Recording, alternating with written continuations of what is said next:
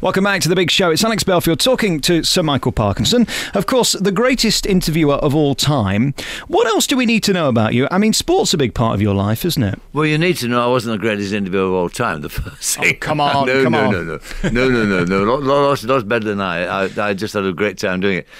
I'm a very blessed person throughout my life, really. I mean, I've worked with the best people. My timing was perfect. I got the last knockings of Fleet Street as a journalist. I got the very beginnings of commercial television. I got the BBC in its mighty prime. I was a lucky guy. I mean, look at the landscape now. It's a lot different. And, I feel sorry for young kids nowadays trying to get in the business. So, I mean, what you need to know is that I've been a lucky man. Timing is everything, being around at the right time. And if you look, too, in the 70s when I started doing my show, the timing then, again, was perfect. The stars walking down from Hollywood, basically, Muhammad Ali arriving on the scene, all that conspired to make it a memorable kind of occasion for me, if not the audience. So I was very, very lucky from that point of view. Was there ever a moment you got carried away with yourself at your prime and you let your ego kind of get the better of you? Yeah, I got a bit so big-headed and started drinking too much, and that happened. But then again, I mean, I've always been kind of self-sufficient. I've been able to sort of work it out for myself, how stupid I've been. So I just stopped drinking. I mean, I used to have this thing with George Best. He said, I don't know how to do it, pal. I said, it's very, very simple. You just don't drink, mate, George. He said, I can't do that. So, I mean, it's about being lucky in that way as well. I don't think I've got an addictive personality as such. I mean, I stopped smoking like that. I mean, I just stopped because, when I finished drinking, I found myself compensating by smoking more and more and more. And again, I thought, well, why? I don't want to die young. I want to live a while longer yet. So I did all that. So I think from that point of view, again, I've been lucky, and my wife doesn't smoke or drink anything. So I've always had that kind of background, that family background as well, to pull me back. Do you have great sympathy for the stars who do get overtaken by the addiction and the celebrity of it all? Can you see how that can happen? I can. I mean, I didn't become famous till I was 35. I feel particularly sorry for the very young people, pop stars and people like that, who at the age of 18, 19, 20, 21 become famous. And it's a problem. You have to deal with it as an adult. You have to deal with it and put it into context. And if you can put it into context against the family and all that sort of thing, that's one thing. If you've got nothing to prop it against, it becomes something entirely different. And then, of course, there's a different kind of fame. I mean, that kind of pop fame, that X Factor fame, and that sort of thing, where you're into a kind of collusion between the TV companies and the red tops and that sort of thing. Where if you're a woman, you pursue, your mail's gone through. People look up your skirts, photographers, deliberately. That's an appalling kind of fame to have, to deal with. I mean, even as an adult, that's difficult to deal with. As a young person, you literally have got no chance. And I understand and sympathise greatly with these young people who actually go off the rails. When did it come normal that you were able to meet a megastar celebrity and it feel okay and relaxed? Because there is something in a room, isn't there, when somebody incredibly famous walks in? Absolutely so. I don't think I ever lost it, and I don't think you should ever lose your sense of wonder in that sense. Which doesn't mean to say you should actually let it affect what you're doing. I mean, but it should make you feel very agreeable when you say, ladies and gentlemen, my next guest is Clint Eastwood. Well, who wouldn't like to meet Clint Eastwood, for God's sake? This wonderful figure comes drifting down the stairs, smiling at you, as if he's known you all his life. And he hasn't. But, we'll play the game. So, I mean, it was always a buzz, always a thrill. And I never lost it at all. Of course, in the earlier days, it was even more apparent because the people that actually came down the stairs were often those that I'd worshipped as a child watching them in the movies. I mean, we didn't have television in those days. I was part of the movie generation. So they were my real heroes, and that was the biggest thrill of all, I think. And in terms of you being friends with those celebrities, I think everybody guesses on the programme when they watch that there's one big club in show business that everybody goes to dinner, but actually that's often not the case. Were you quite picky and choosy about who you had to drink with afterwards? I always went to the green room and always tried to persuade my guests to come to the green room, mainly to meet my mother and father, who were more starstruck than I was, for God's sake. I'm married too. I never actually got involved in the showbiz scene as such. I never got involved in first nights. I think I've been to 6 first nights in all my life. I don't like cocktail parties. I can't hear what people are saying, for one thing. When I can't understand it, and I've got no answer, no small talk. So I'm not bothered with that at all. So that's never been part of my life. I've made friends with about, I suppose, a dozen people who've been on the show. Friends in the sense that I still see them. We talk, we go out for dinner, have a meal, whatever it might be. But that's all. Not to 3,000 guests. That's not a bad thing. David Frost, my dear friend David, if he's interviewed 3,000 people, he's got 3,000 mates. I mean, he talks to everybody. And there's a wonderful thing we tease David with. You know, you could ring David up and he'll say, oh, just hang on, Mike, there's somebody on the other line. And he'll say, hello, Bootrus, how are you? Come on, David. Oh, Barack, how are you doing, Barack? But he's a dear mate. But David likes all that. David's got this wonderful way of combining his normal life with a life that really does feature some very glittering people. And in terms of America, I mean, he went over there and made his name. Yeah, were you ever tempted? No. I went over there and I did a show with a guy called Dick Cavett, who was he had quite a successful show, and it wasn't like a comedy show; it was a conversational show, a bit like mine. And what I saw over there, I did a co-production. We interviewed Ali and Frazier on the eve of their second great fight together. And what I saw out there, I didn't like. I mean, in his office, it was called Daphne Productions in New York.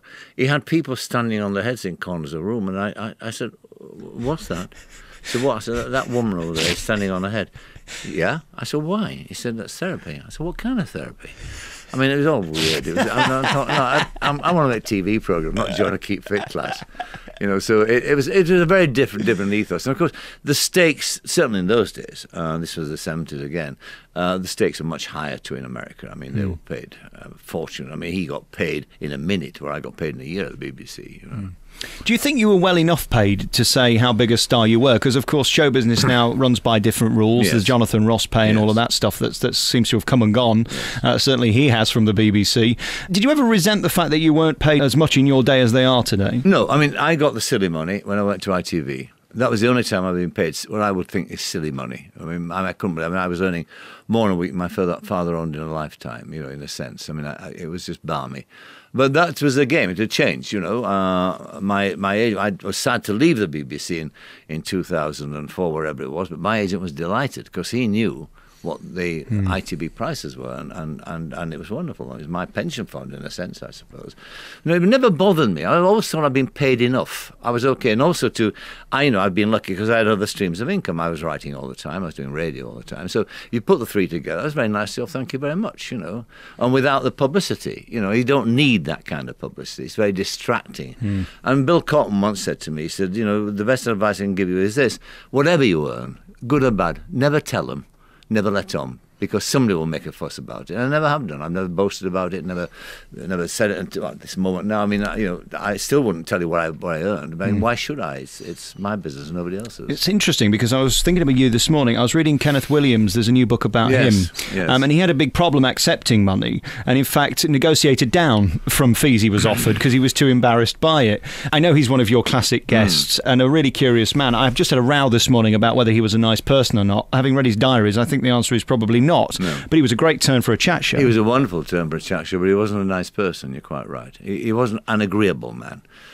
He liked disagreeing with convention. He liked being spiky. He liked wrong-footing people.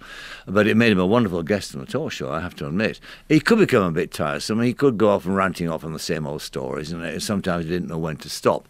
But when he was on good form, he was up there with the very, very best. I mean, I had him on the show 7 or 8 times. I took him to Australia. I mean, and that was a laugh in itself. And what was strange about him in Australia was I thought that Kenneth, being gay, would actually like the Sydney scene, because there's a lot of homosexuals in Sydney. There's a great gay Mardi Gras there. He didn't like it. He thought it was too overt. He thought it was too so full on in your face. He who spent a lifetime in the shadows, being afeared of being a homosexual, the first time he put him into a society where it was okay to be that person, he didn't like it. It was quite extraordinary. Did you get the feeling he was ashamed of his actual persona and what made him famous? Because we all like to love his campery, but actually he wanted to be taken seriously. I such a complex man. I don't know what he was actually. I mean, he would always go on about, I trained as a classical actor, I was the Dauphin and all this sort of thing. And then everybody loved nothing more than making an ass of himself, you know, coming on and being the camp voice and being the clown. He was very political. I mean, extremely so right-wing, if you like. But at the same time, he would actually deny that he had that kind of intellectual capacity. I mean, he was a strange, strange being. And we had him together on the show with Jimmy Reid. You know, there was that wonderful shipyard leader in trade unionists in Scotland who recently died. And he was on the programme with Jimmy Reid because he rang me up and said that Reid was a commie and he was going to face him on television. And I said to him, you know, Kenneth, pick your weight. What do you mean, dear boy? I said, the man is a skilled debater. And he said he's ignorant. And I said, no, that's the last thing he is. And of course, he came on the show and Jimmy Reid wiped the floor with him. And it was sad to see. But even after that, I mean, he didn't repent. He went back and wrote in his diary about how he met Karl Marx, you'd have thought, when he wrote about Jimmy Reid in his diary. It's interesting you mentioned the word politics. I mean, you've interviewed some of the greatest politicians, but I wouldn't say you're political. Is that good advice to keep your mouth shut about stuff like that? No, I am political. I mean, you can't have come from a background like I did from the Yorkshire coalfields, South Yorkshire coalfields, and not be political. I mean, and I've all my life observed politicians, and I have my own views about you know what they're like and what they stand for. But I never saw them as being, unless they stood out as individuals, as being as politics per se being part of the show. Indeed, when I did that show with Kenneth Williams and Jimmy Reid, it was Paul Fox, the boss of BBC, who called me up and said, "This is not the playground for politics." He said, that show, and he was right. It was about something else. I did have politicians on, but there were characters, people like Dennis Healey and people like that. People who got scuff marks. I mean, you know, Healey wasn't just a politician. He was a beachmaster, you know, at Anzio. You know, he went and had a hell of a war, this guy. He stood like a traffic cop with bullets going all around and directing traffic. You know, he was a full man. And a substantial man. So those kind of people would have a place on the show, but not as politicians as such, but as interesting human beings. And in terms of the legends that are left, I mean, in comedy, there's Ken Dodd. Oh, yeah. They're all going. That's the problem, isn't Yeah. it? If you're able to do one last show with your dream lineup, with a comedian, a politician, an actor, and someone else, who is there left that you would still love to do? Well, I mean, I think Peter Kay is going to fulfil that role that has always been important in my life, which is the stand-up comic, the traditional front-of-cloth comic, of which Ken Dodd is the greatest there has ever been. I mean, why he's not been knighted, well, we all know why he's not been knighted, somebody with income tax maybe, but you know, but he is a consummate comedian. I mean, anybody who aspires to standing on stage and telling a joke should first of all go and see him, because it's still there, it's still brilliant, it's wonderful. So, I mean, Peter Kay would be there. And I don't know about the rest. I don't really sort of think about it. I didn't notice of that question, as they say in other circles. Yeah. It's been lovely talking to you again. You're in that small category of people that we remember by one name: Parky, Scylla, Cliff. Yeah, Birdie. Birdie, yeah, there is that. Boix.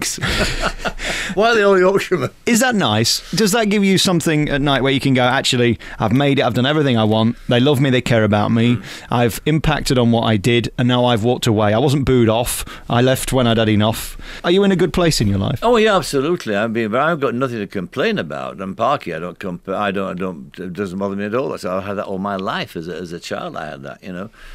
Some people call their dogs Parky and whistle me in and that sort of thing. But no. I mean, listen. I've been, as I said to the beginning. I mean, I've had a very lucky life indeed, and I have not a single regret at all. And if I were to live my life over again, I wouldn't miss anything out either. It's been wonderful, and it sounds terribly complacent, doesn't it? But it's true, and I've ended up with 8 grandchildren and a loving family, and Mary and I are still together. So what am I to be unhappy about? Is travelling your greatest thrill at the moment, second only to the family? I like travelling. I like getting away now and again. I like going to Australia, because Australians are sunburnt Yorkshiremen. They really are. My father believed that, and it's true. They're very like North Country people. They're very direct, very upfront. You know exactly where you stand with them. They're very generous when they like you. And when they take you, they take a long time to go off you. So, I mean, I'm at home there and always have been. So that's my bolt hole from here in the winter when it gets too cold. Help me with the flight, though. 3 days you have to sit on this plane. And I hope you're not turning right, by the way. Days. Not 3 days? I turn left. No, it's not 3 days. I mean, I don't do it now in one swoop. I go to somewhere like, say, Singapore and have 6 days there, 7 days there, or wherever the break might be, and then wandering. And what is more, I don't go there. The danger in Australia is that people go there, fly right the way through, and have 2 weeks there. That way, you catch your jet lag coming back again. So you're never free of it, and it's terrible. The older you get, the worse it gets too. So I have 2 months there at least. So I settle in. I start living their life to their lifetime, to their clock, and I love it. I'm very, very much at home there. You're a fan of the Barbie, are you? Of the Barbie? Yeah, sure. About the Barbie, Parky. Parko, they call me over there. Did I? Yeah. To give an example about the way they are, I mean, which gives you an indication how much like North Country people they are. When I first arrived in Australia, we had a press conference at the airport, and one journalist said to me, it's absolutely the first question I got in Australia, is it true you're coming over here to work because you can't get a job in England? And I thought, that'll do me. That's fine. That'll do me. I'm home.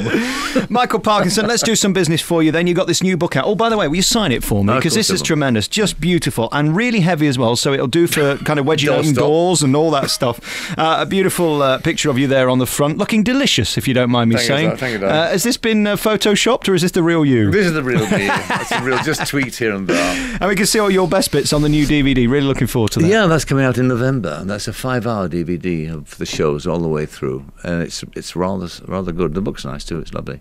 It's a nice sort of summing up. So, Michael Parkinson, thanks for coming on. Thank you.